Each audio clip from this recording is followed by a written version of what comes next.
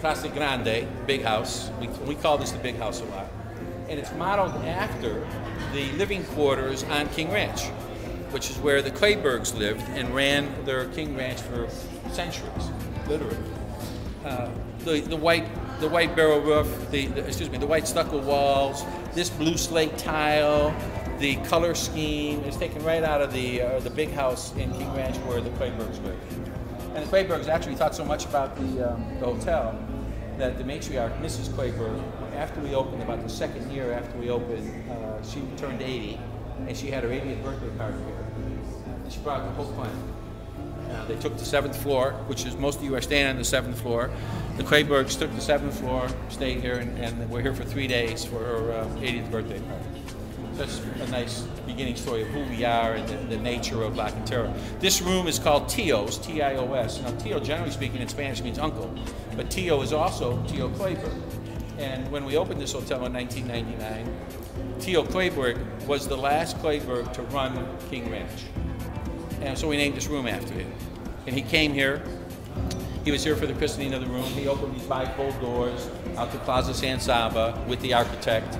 And Tio himself, there's a couple of pictures. You see that wall there? See that mustached fellow? That's exactly the way Tio lives. You can walk in here today. He loves to golf.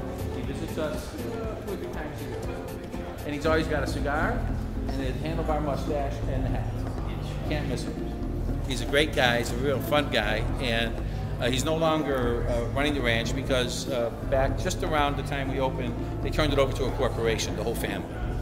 But he still lives at King Ranch. He lives on the ranch, but he doesn't live, he lives in the big house still, but he doesn't run the ranch anymore. So this is Tio's. That room right there where those 2 doors are is the Esparza Library. And there's lores and legends all through the hotel, names of the various public spaces, and we've put in your room a series of things. A welcome letter, signed by Greg. That's Greg Hoagland. He signed that letter. It's his fault. You'll meet Tiffany later. She also welcomes you, Director of Catering Convention Services. Eric Fisher is our Director of Group Sales. Where was I at with oh, we left in the room the Lores and Legends book of La Cantera. It's a big book. Well, you will get it. You will. Maybe we're delivering it tonight with your amenities. Maybe I slipped and shouldn't have told you. But it's a rather large 4-color book that we commissioned, and it tells all the stories to include Tio's and all the other stories of all the naming of the various public areas, to include Esparza Library, which real quickly, Esparza Library, this is an interesting story. It's named after Gregorio Esparza. It's a true story. He was killed at the Alamo. His brother fought for Santa Ana. He was in the Alamo and died. His brother asked Santa Ana to recover his body. No bodies were recovered out of the Alamo except Gregorio Esparza. His brother recaptured his body and buried it, gave him a Christian burial, which was pretty special.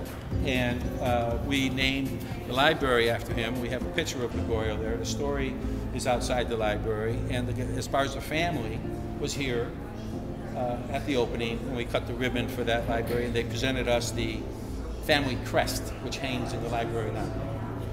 And I talked to the Esparza people, their family. There's some here in town. They're spread all over. They're in Arizona. They're in California.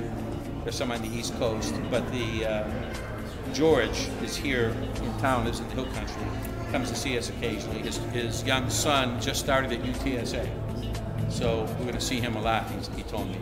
But he was here for the ribbon cutting. So that's a quick snapshot of the origin of La Cantera.